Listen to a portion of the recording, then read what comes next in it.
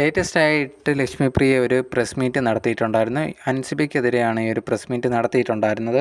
ഇപ്പോൾ ലേറ്റസ്റ്റ് ആയിട്ട് വരുന്ന ന്യൂസ് പ്രകാരം അൻസിബ ഉണ്ടെങ്കിൽ ലക്ഷ്മിപ്രിയക്കെതിരെ അതുപോലെ തന്നെ ഒരു പോലീസ് ഉദ്യോഗസ്ഥയ്ക്ക് എതിരെയൊക്കെ ഒരു പരാതി കൊടുത്തിട്ടുണ്ടായിരുന്നു. അതിൽ വലിയ കാര്യമില്ല എന്നുള്ള രീതിയിലാണ് ഇപ്പോൾ റിപ്പോർട്ട് വരുന്നത്. കാരണം ഈ ഒരു അൻസിബ പറഞ്ഞിട്ടുള്ള കാര്യം എന്ന് പറഞ്ഞാൽ ഈ ഒരു ലക്ഷ്മിപ്രിയ അതുപോലെ തന്നെ ആ ഒരു പോലീസ് അവരും കൂടി ചേർന്നിട്ട് ഒരു സ്ത്രീയായിട്ടുള്ള ഒരു പോലീസും കൂടെ ചേർന്നിട്ട് തന്നെ മാനസികമായിട്ട് ഭയങ്കരമായിട്ട് ബുദ്ധിമുട്ടിച്ചു എന്നുള്ള രീതിയിലാണ് പറഞ്ഞിട്ടുണ്ടായിരുന്നത്. അതിനെപ്പറ്റി അന്വേഷിച്ചപ്പോഴാണ് ഇപ്പോൾ റിപ്പോർട്ട് വരുന്നത് അങ്ങനെയൊന്നും ഇല്ല എന്നുള്ള രീതിയിലൊക്കെ പറഞ്ഞിട്ടുണ്ടായിരുന്നു. എന്തായാലും അതിനുശേഷം ഇപ്പം ലക്ഷ്മിപ്രിയ ഒരു പ്രസ് മീറ്റ് നടത്തിയിട്ടുണ്ടായിരുന്നു. അതിനകത്ത് പറയുന്ന ഒരു കാര്യം എന്ന് പറഞ്ഞാൽ ഈ ഒരു അൻസിബ തനിക്കെതിരെ ആവശ്യമില്ലാതെ കംപ്ലൈൻറ്റും കാര്യങ്ങളൊക്കെ കൊടുക്കുവാണ്.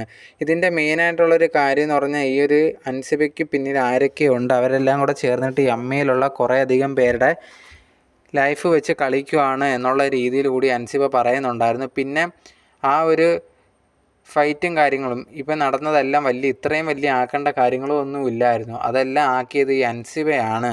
അതുകൊണ്ട് തന്നെ തൻ്റെ ഈ ഒരു ഇമേജ് ഇത്രയും പ്രശ്നമാക്കിയത് കൊണ്ട് തന്നെ താൻ 10 കോടിക്ക് തൻ്റെ മാനനഷ്ട കേസ് അൻസിബയ്ക്കെതിരെ ഫയൽ ചെയ്യാൻ പോവുകയാണ് എന്നുള്ള രീതിയിൽ കൂടി ഈ ഒരു ലക്ഷ്മിപ്രിയ പറഞ്ഞിട്ടുണ്ടായിരുന്നു.